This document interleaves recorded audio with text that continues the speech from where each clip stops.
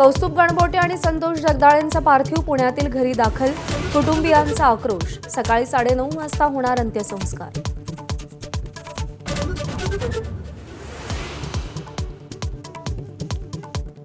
जम्मू काश्मीरमधील दहशतवादी हल्ल्यात जीव गमावलेले डोंबिवलीकर मोने, जोशी आणि लेले यांच्या पार्थिवावर मुख्यमंत्र्यांच्या उपस्थितीत अंत्यसंस्कार, तर देसलेंना अखेरचा निरोप देताना पनवेलकर भाऊ।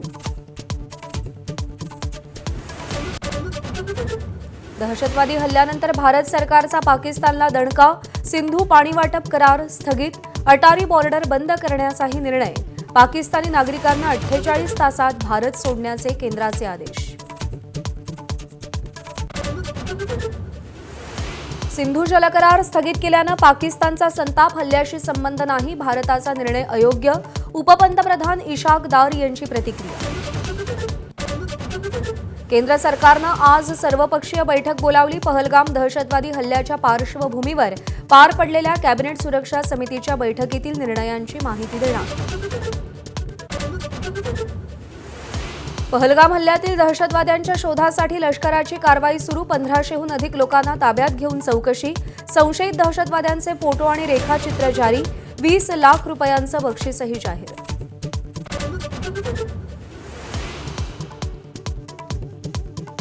भारतातील 5 लाखाहून अधिक मशिदींमधून दहशतवाद विरोधी संदेश देणार, ऑल इंडिया इमाम ऑर्गनायझेशनच्या प्रमुखांची घोषणा।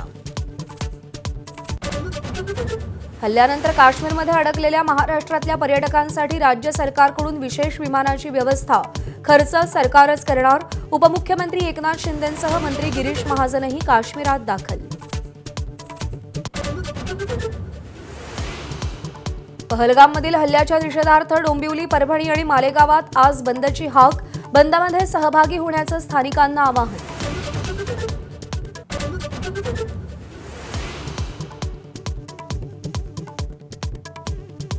मुंबईतील एल्फिन्स्टन पूल उद्यापासून वाहतुकीसाठी बंद होणार, शिवडी ते वरळी कनेक्टरसाठी जुना पूल पाडून नवीन डबल डेकर पूल बांधणार।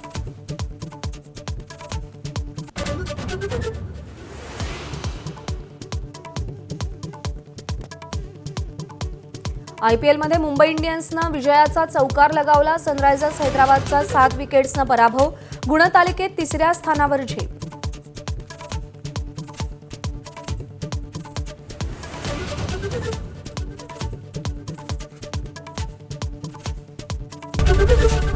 एबीपी माझा, उघडा डोळे बघा नीट।